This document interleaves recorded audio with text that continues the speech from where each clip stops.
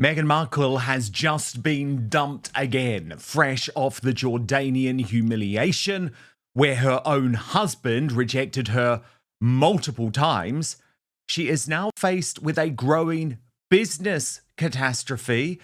This in regards to her failing Netflix deal. I mean, remember, this is a woman who has promised Harry, I'm going to be the billionaire. I'm going to make us all this money. I mean, no wonder he's furious with her, because now she's demanding to Netflix that she becomes the director of her new dramatic projects. And they're saying, hang on a moment, no. Everything you touch turns to crap. So, P. Diner, this is absolutely hilarious, isn't it? The front of this woman, it's like, everything you have executive produced has been a complete disaster, apart from the one series where you slagged off the royal family infinitum, and you're now demanding to direct? Like, how crazy, how insane is she? Will she never learn? So I need you to do something for me right now. It is free, it is easy, it is simple. Just hit that subscribe button on YouTube. That's because over 50% of you watching this video haven't done that yet. No, Meghan will never learn. And I believe part of the overarching issue that Meghan has is her reputation in Hollywood. Usually these things are shopped around, and you would normally be able to get someone attached to a project so that it could start getting some momentum and to get other people attached and to get the production rolling. But the problem that Meghan has is that her reputation is so soured in Hollywood that nobody wants to be aligned with her. And this is why they can't get anything going, because nobody wants to attach themselves to something that they know will be a failing project. Everything that Meghan touches fails, and she has no value, no worth, she has no talent. And the fact that she wants to be the director is another red lightning point for people to just stay away. There's just no way people are going to attach their talent to someone that wants to have their ego involved into a project. You see, so Meghan's mere presence and wanting to be attached to it is what is keeping people away from this project. And this is why it will never get off the ground, because of Meghan's ego. I know, because she is not capable of directing. Everyone would revolt very quickly because of the way that she treats people. I mean, she would seriously not be able to do this. She doesn't have the talent to do this, but she also doesn't have the people skills to do this. Yeah, she bullies people. She feels entitled. She doesn't know what she wants. She doesn't have the skill set. She has this aura of entitlement that people just don't like, because people, you have to understand, people in Hollywood, they have paid their dues. Nobody generally gets to the head of the line unless they're a Nepo child, right? But the majority of people that are running these shows have paid their dues. And they just don't want to see someone like Meghan coming with her attachment to being married to some man as a reason to give her the opportunity to direct something. I mean, it's just so many things on top of this issue around Meghan that she'll never get a break in Hollywood, ever. And it's sad for Netflix, I think, because they just need to, get a grip and understand nothing good will ever come. And you can wait for this Diana maybe documentary, but William is already lawyered up. He's going to prevent that from ever even happening. So I don't know what they're trying to do and wait for something to happen with that Diana documentary, because it's not going to happen. And not as long as William is, going to have pushback against it. They need to detach from Meghan as soon as possible. And the thing is, P. Diner, it's not as if Was Never, as Lady Colin Campbell calls it, is a success either. Indeed, the Sussex squad attempts to try and suggest that this business is working is so desperate. So they have leaked to Newsweek, and a guy called Jack Royston, who is broadly on side with the Sussexes, although I think in recent years he's had to wake up. And this was the best headline they could come up with to try and call this a success story. Meghan Markle's shop is slowly growing as pressure looms. I mean, hey, Dinah, to try and sell that as a success? Are you kidding me? This is a disaster. They're just trying to project in their mind success, hoping that it will translate into reality. This is a disaster. Look, Megan can't get this stock moving because she doesn't have any successes. She doesn't have any worth that would warrant people to want to buy these products. What in the world why does she think people are just going to go buy these products? Like, what is wrong with her? Does she not understand that her reputation precedes anything that she tries to do? That she doesn't show up in a likable way for people to even want to pull out their money, their credit card to buy anything. This woman's value is dead. It is done. But what can she do? I mean, it has an expiration date. She has to keep trying. And I think that's part of the reason why Harry just always looks so grumpy because I believe, they are the ones that bought this product and they can't get rid of it. So what now? They're in the negative. It would make anyone depressed and sad to see all this product that is not moving and it will never move. So they need to get a grip on reality that it is done for them. And I think that's part of it. I mean, I can imagine the depression that is setting in, seeing all of this product just sitting there with an expiration date. It will never move, Dan. It's done. It's disastrous. It really is disastrous. It really is. Speaking of disastrous, P. Dinah, some breaking news out of the United Kingdom this afternoon. Princess Beatrice, the embattled daughter of Andrew Mountbatten Windsor, has now been pictured with the alleged Chinese spy. This was on a trip to Nepal.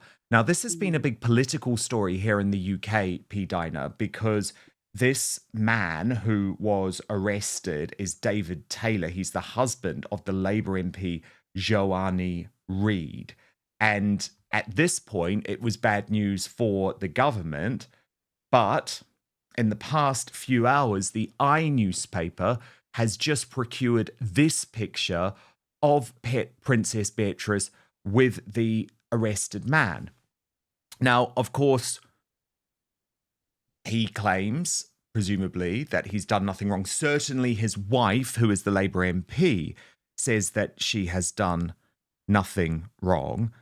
But this just isn't a good look for Beatrice, especially at the moment. So we know that the royals, they know a lot of this is already going to be really bad. They know things that we don't know. And I think that's why we're starting to hear a lot about not even being near Beatrice and Eugenie, because it is a bad look. And I can imagine this photo is just the beginning of the information that they actually know about her dealings, her transactions with these different business entities. And I think this is part of the reason why they were trying to look into the financials of Eugenie and Beatrice, because there are some things that they have done that is going to look really bad. And there needs to be transparency around any association with these questionable people, because it is going to look bad for the royals if they don't get ahead of these stories. So yeah, this is just the beginning, this photo right here, Dan. Yeah, It's I mean, not a I'm just looking at the report from the newspaper, P. Dinah, which, as I say, this is literally just breaking right now. And the Mhm. reports that there is no evidence that Beatrice is involved in any of Taylor's alleged spying activity, but they say it does show how well connected the arrested man was with Britain's elites, including the royals. And it looks like this dates back to 2016, so 10 years ago, when Mr. Taylor went on a 9-day charity trip to Nepal with a small group, including Princess Beatrice. So we will obviously wait for Yeah. that story to play out. Meanwhile, P. Dinah, in Cornwall yesterday, I thought this was completely unfair. The radical left are targeting William, Prince William again. For me, it was very cringe just to see William try to hear what he said and then to understand, oh, it's Andrew, and to, try to divert. It's really sad that, William has to put up with this. I think that trying to come up with some strategy to deal with people like that would be a good thing to do. But, it does spoil it for the others that are there, and, good for the others that said, why spoil this for us? Well, I mean, what does he expect William to say? They've already done what they can do. There's no more that they can do at this point other than maybe making a statement and saying, what they did know or when they knew it. But it just feels like they're not going to be able to get around people, yelling out these comments, despite what they may do in the future. It just is something that's going to linger, and they're going to have to wait until it dies down. But I find it really difficult to watch. It just made me feel uneasy that he had to deal with that, because William is a good person. He's doing his best, and he is meeting with the people, right? I mean, you can't fault the man for something that his uncle did, and he's out there meeting with the people. It just seems so harsh to be like that towards him, and he's trying to do the best he can. And he had nothing to do with it. It's not like it's the king. Now, I can understand someone saying something to the king. I'm sorry. Okay. But William, he has tried. I mean, just look at how William looked at his uncle at the funeral. It just shows you that he is not in the same ballpark as anything around Andrew. So why do this to William? It just seems so unnecessary to me. No, it is. And the thing is, P. Diner, at the end of the day, what I found sad about it is that William actually did want to engage with that man. When he Yeah. yelled out, he didn't ignore him. And I think for a split second, William actually thought, oh, see here, he looked up and he smiled and he said sorry. And then his Yeah. cheeks became quite flushed. And there was probably a part of him that was upset that the visit had been hijacked. Also, a little part of him that thought, well, should I say something here? But then, of course, you're almost giving in to the radical left. Personally, I wish he would. I like the idea of more transparency and fronting up to this, but I understand why he didn't as well. What was sad about it, though, P. Diner, is it did overshadow an incredible moment when Prince William visited the Gare Farm Pasty Company in Helston. And he was helping to make the pasties. And he also took a phone order. But it led to this truly hilarious moment, proving he is such a man of the people. Yeah, I think that's a nice little nickname. Yeah. No, I think that was really funny. And he just rolls with it like that. And he's hilarious. I like William these lighthearted moments. He just has this likability about him that it just warms your heart to see him interact like this in a funny way and to not be so, uptight about it. But yeah, we have Yeah, to and we need love. to see more of it because he was also great with a bunch of students on this visit. And it was the second day, P. Diner, that he'd met a bunch of students because he'd had a lovely interaction with Princess Anne earlier in the week. And again, I think this is why it is so sad that much of what he does is overshadowed. Catherine put in a beautiful visit to Leicester as well. Yes, it's so nice to see how all the people just, swarm around Catherine and love on her. It is just I can't wait for them to ascend to the throne because it is going to be such a joyous occasion because you can see how they're just so loved by the people, and they are like for the people, and they feel like normal, regular, average, everyday people who have this extraordinary opportunity to be so public and to bring attention to the lives of people who are doing good things all across the country. I think just shows to, the great things that the UK has to offer in the Commonwealth. And I am just so happy that there is a true greatness waiting to ascend to the throne, because with all the negativity that is currently in the monarchy right now, we know that we have a very positive outlook on what is to come, and it is going to be so different, nothing like what has been in the past. These are people who are going to be there for the people and to shine a light on greatness of regular average day people. And that's what I love to see. And I just hope that I get to meet them one day. It's like I look forward to that. And I never felt that way before. But I think just seeing these stories over and over again and how they just roll with it, they have these light-hearted moments. You warm to them and you feel like you know them, and then you want to meet them and have them a part of your life. So it's a great thing. And I just don't want the left and people to ruin it for the rest of us that Totally. But the hope problem to is, P. see Dinah, we them. see this happening every single day. Shame on the Yeah. BBC. That's the British national broadcaster. P. Dinah, I actually call it the British bashing corporation because I know a lot of people overseas, a lot of people in America might think the BBC is pro-Britain. Trust me, they're not. They are run by radical leftists. They hate the royal family. And even though people like me have to pay for it via our taxes, listen to what they have just done, P. Dinah. I could not believe it. This has just emerged today. The BBC axing live coverage of the Commonwealth Day service will show Escape to the Country instead. Now, this is something that I've broadcast since 1989, the most important day for the Commonwealth and the royal family of the year. Ingrid Seward, the editor of Majesty magazine, said this is a ridiculous and appalling decision. The BBC has been doing it for years, and it's the most important date in the diary for celebrating the Commonwealth. If even the BBC doesn't think it's worthy to cover and celebrate despite its huge cultural significance for member states and the monarchy, then the Commonwealth could fade into an irrelevance with every passing year. I'm sorry, P. Dinah, that ain't good enough. This is the national broadcaster. They spend so much money producing woke crap every single day, and they can't broadcast the Commonwealth Day service. Do not tell me they don't have an agenda. Absolutely. And I think it might even have something to do with William and what he did with the BBC because of what happened with his mother. I Yes, he believe there hates was them. something that happened. Yeah, so that's the reason why they're doing it and they're blaming it on funding. Look, I think there can be others that will broadcast it. I don't know how the licensing works over there in the UK, but then, have someone else do it. What about ITV? I mean, isn't there an opportunity for another broadcaster to show it? I mean, I don't understand why this would happen. To me, it looks like they're trying to sabotage any goodwill that will even come out from that day with William and Catherine, because we know it's just going to, show a highlights of all the wonderful things that happened with the Commonwealth. But it is definitely trying to hijack these good moments that are going to be seen around the world. So, what's the bigger picture here? Why can't then someone else do it? I don't understand. Just have them not do it then and move on because that's clearly an agenda. You can't say it isn't. To understand why this story matters, we need to go back to the Sussexes' relationship with Netflix. Their Netflix deal was one of the biggest elements of their post-royal career.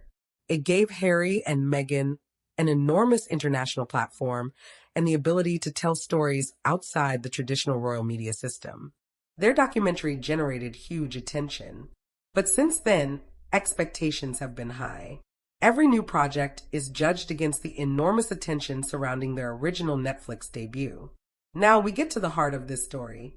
According to the narrative being presented, Meghan allegedly wanted a particular director or creative arrangement for a project. And the claim is that Netflix wasn't prepared to simply approve that demand. But here's where we need to be careful. In Hollywood, disagreements over directors, scripts, producers, budgets, and creative control are completely normal. A producer may suggest one person.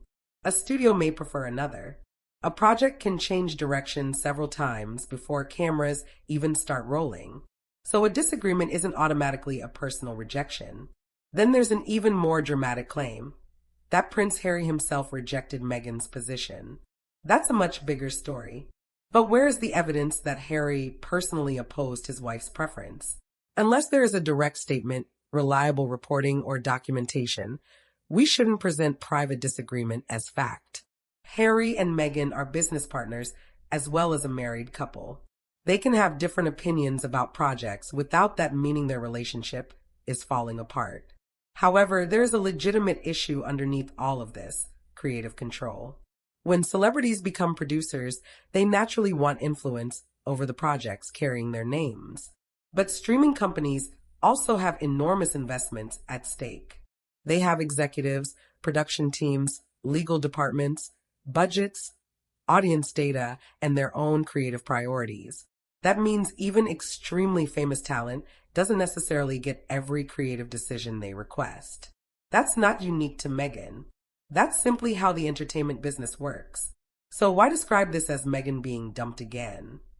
Because it fits an existing narrative. For years, critics have portrayed Meghan as struggling to establish herself in Hollywood. Supporters, meanwhile, argue that she is building a business and entertainment career under enormous scrutiny. Every canceled project, delayed production, casting change, or creative disagreement can therefore be interpreted as either a professional failure or simply a normal part of Hollywood. The same event can produce two completely different stories, depending on who's telling it. Then we have the word limbo. That's another phrase we should examine carefully. A project can be in development for months or even years before it reaches production. A project being delayed doesn't necessarily mean it has been canceled. And if a project is being reconsidered creatively, that doesn't automatically mean Meghan has been removed. Until Netflix or the production team confirms the project's status, limbo may be commentary rather than an official description. Regardless of the dramatic language, there is a bigger question here. Can Meghan successfully establish herself as a serious entertainment producer? That's going to depend on much more than celebrity recognition. It will depend on successful projects, strong creative partnerships, audience response, reliable production, and relationships within the industry. And those things take time. A single disputed creative decision can't tell us whether Meghan's Hollywood career is succeeding or failing. Ultimately, the most important question isn't whether Meghan won or lost one creative argument. It's whether Netflix continues to see value in working with Harry and Meghan. If projects continue moving forward, that tells us one thing. If projects repeatedly disappear or fail to materialize, that tells us something else. That's why the long-term pattern matters more than one sensational headline. Hollywood reputations aren't decided by a single afternoon.